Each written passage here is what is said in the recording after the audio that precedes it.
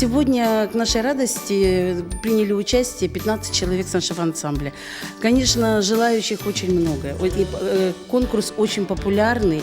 Это телевизионный среди нашего народа и среди наших друзей, которые рядом с нами живут. И поэтому это, наверное, сегодня в радость, что сегодня было столько детей.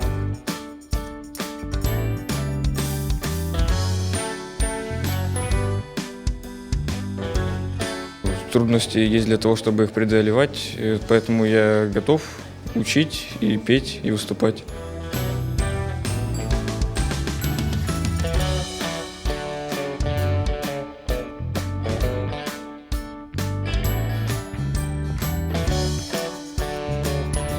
Я очень рассчитываю на победу, хочется очень пройти дальше, потому что пение – это для меня все. Узнала я об этом конкурсе совсем недавно и буду рассчитывать на победу, буду стараться и вырвусь вперед.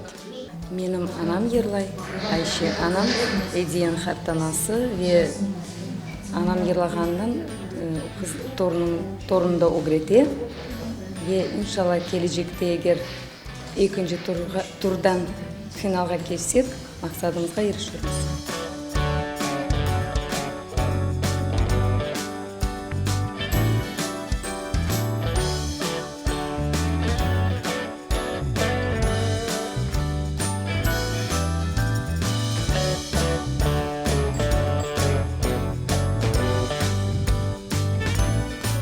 Мы всегда с радостью принимаем вызов, мы хотим участвовать.